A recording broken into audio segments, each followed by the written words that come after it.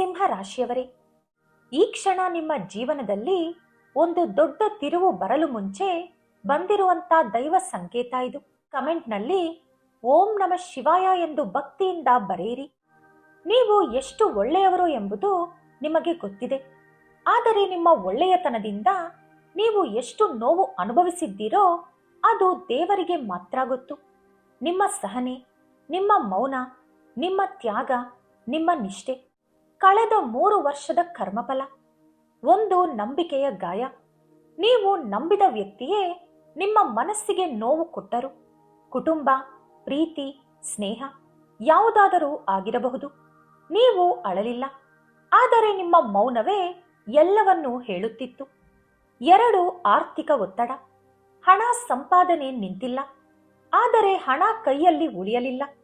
ಇದು ನಿಮ್ಮ ತಪ್ಪಲ್ಲ, ಇದು ಕರ್ಮದ ಪರೀಕ್ಷೆ. 3 ಜನರ ನಡುವೆ ಒಂಟಿತನ. ಜನರ ಮಧ್ಯೆಯೇ ಇದ್ದರೂ ಒಳಗೆ ನೀವು ಒಂಟಿಯಾಗಿದ್ದೀರಿ. ಯಾರಿಗೂ ನಿಮ್ಮ ಮನದ ಮಾತು ಹೇಳಲಿಲ್ಲ. ಮತ್ತೆ ಗಾಯವಾಗಬಹುದು ಎಂಬ ಭಯ ನಿಮಗೆ. ಈ 3 ವರ್ಷ ವ್ಯರ್ಥವಾಗಿಲ್ಲ. ಇದು ನಿಮ್ಮ ಆತ್ಮಶಕ್ತಿಯನ್ನು ಹೆಚ್ಚಿಸಲು ನಡೆದಿರುವುದು. ದೇವರು ಏಕೆ ವಿಳಂಬ ಮಾಡಿದರು ಎಂದು ಈಗ ಹೇಳುತ್ತೇನೆ ಕೇಳಿ. ನೀವು ಕೇಳಿದ್ದು ಸಣ್ಣ ವರವನ್ನಲ್ಲ. ನಿಮಗೆ ಸಿಗೋದು ಕೂಡ ತಾತ್ಕಾಲಿಕ ಸಂತೋಷವಲ್ಲ. ನಿಮ್ಮ ಜೀವನವೇ ಬದಲಾಗುವಂತಹ ಮಹತ್ತರ ಅವಕಾಶ. ದೇವರು ಮೊದಲು ನಿಮ್ಮ ಸುತ್ತಲಿನ ತಪ್ಪು ಜನರನ್ನು ದೂರ ಮಾಡಿದರು.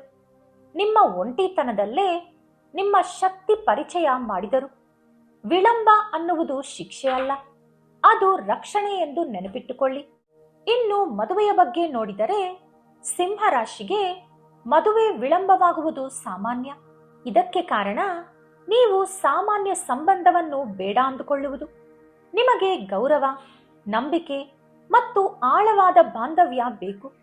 ಫೆಬ್ರವರಿ ಅಂತ್ಯದಿಂದ ಬಲವಾದ ವಿವಾಹ ಯೋಗ ಇದೆ. ಇನ್ನು ಉದ್ಯೋಗ ಮತ್ತು ವ್ಯವಹಾರದ ವಿಷಯಕ್ಕೆ ಬಂದರೆ ಶತ್ರುಗಳ ಮುಖವಾಡ ತೆರೆಯುತ್ತದೆ. ಸಿಂಹರಾಶಿಯವರ ಜೀವನದಲ್ಲಿ ಶತ್ರುಗಳು ಹೊರಗಡೆ ಇರುವುದಿಲ್ಲ. ನಿಮ್ಮ ಹತ್ತಿರದವರೇ ನಿಮಗೆ ಪರಮ ಶತ್ರುಗಳು. ನಿಮ್ಮ ಹತ್ತಿರದವರೇ ನಿಮಗೆ ನೋವು ಕೊಟ್ಟರು. ಈಗ ಅವರ ಮಾತು ಅವರಿಗೆ ಸಮಸ್ಯೆಯಾಗುವ ಕಾಲ ಬಂದಿದೆ. ನಿಮ್ಮ ಸತ್ಯ ನಿಮಗೆ ರಕ್ಷಣೆಯಾಗಿ ನಿಲ್ಲುತ್ತದೆ. ಇಲ್ಲಿ ಪ್ರತೀಕಾರ ಬೇಡ. ನಿಮ್ಮ ಬೆಳವಣಿಗೆಯಿಂದ ಅವರಿಗೆ ಉತ್ತರ ಕೊಡಿ. ಓಂ ನಮಃ ಶಿವಾಯ ಎಂದು 21 ಅಥವಾ 108 ಬಾರಿ ಜಪ ಮಾಡಿ.